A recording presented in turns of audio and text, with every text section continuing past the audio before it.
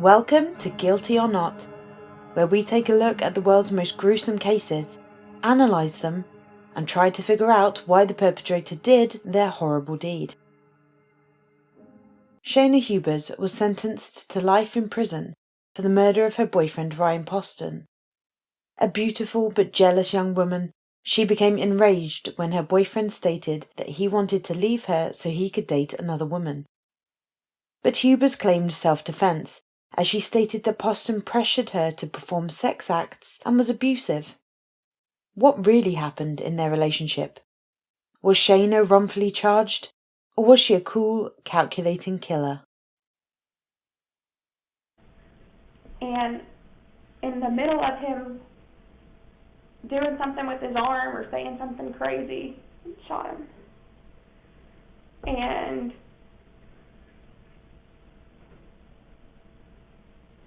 I thought, oh my God, what have I done? You know? And he was laying with his face on the table, like twitching. And so I knew he was going to die a very slow and painful death. I knew he was already dead, you know, within the next 20 seconds, within the next 2 minutes, I knew he was going to be dead. And he was in a lot of pain. He was twitching, he was moaning, but he was ultimately dead.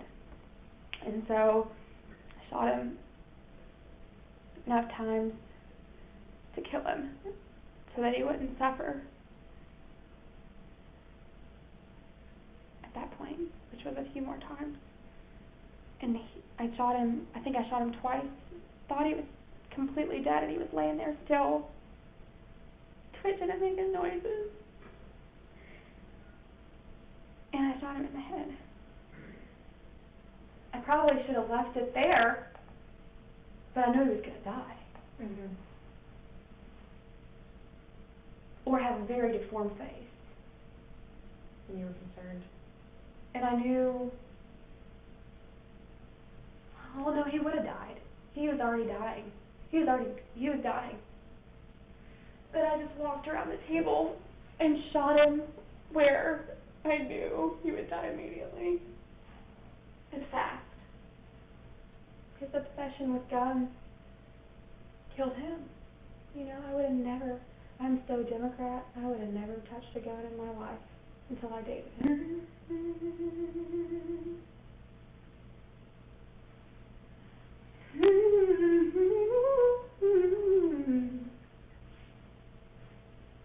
How sweet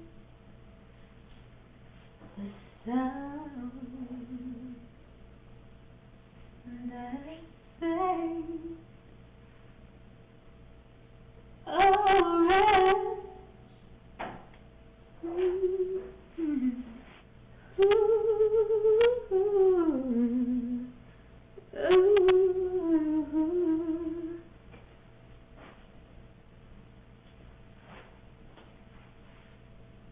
He had put his arm across the table, and there's a lamp, and he had put his arm across the table and had it in my face and was screaming at me at the top of his lungs after he had thrown me around the room, and was saying emotionally to me, "You're a f***ing hillbilly. I hate you.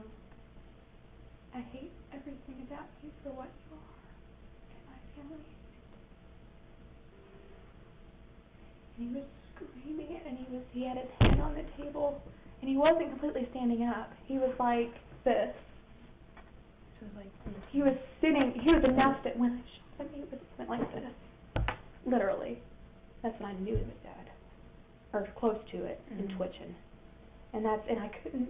I let him. I still, even though it hurt, I still, enough of me loved him that I couldn't stand to watch him twitch. I knew he was going to die or have a completely deformed face. He's very vain. One of our last conversations we had that was good was that he wants my best friend who's a dentist to do his veneers and wants to get a nose job. Just that kind of person. And I shot him right here. I gave him his nose job. He wanted I broke it.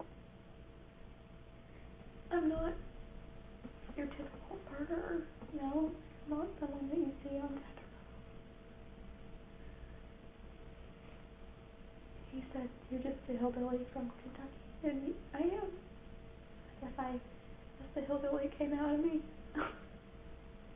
I took that for myself.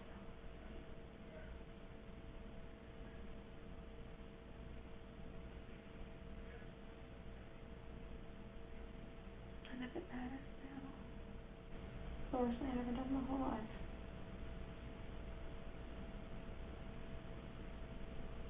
But I feel like it's so bad that part of me doesn't feel bad about it. And part of me does, you know what I mean? Part of me is like,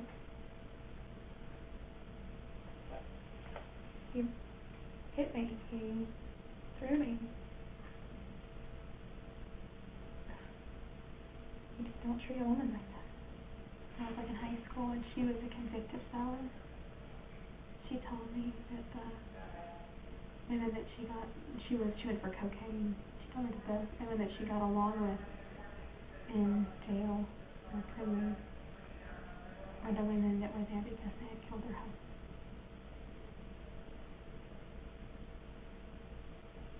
And said that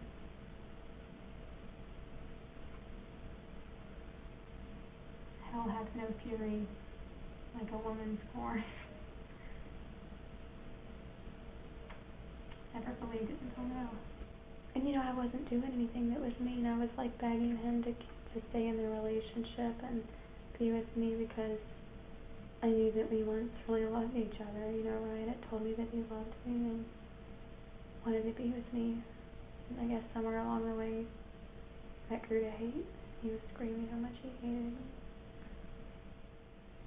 I don't know if anyone will ever want to marry me if they know that I killed a boyfriend in self-defense. It's not funny, but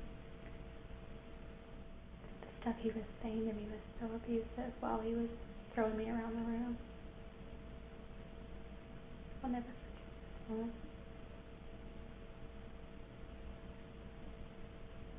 I think in the midst of that, my love turned to hate. I remember screaming, reaching up to grab the shirt. You, how dare you mock my family? How dare you? I wasn't doing anything that was mean. I was begging him to stay in the relationship and be with me because I knew that we once really loved each other. Ryan had told me that he loved me and wanted to be with me. And I guess somewhere along the way, that grew to hate. He was screaming how much he hated me. I don't know if anyone will ever want to marry me if they know that I killed a boyfriend in self-defense. It's not funny, but the stuff he was saying to me was so abusive while he was throwing me around the room. I'll never forget it.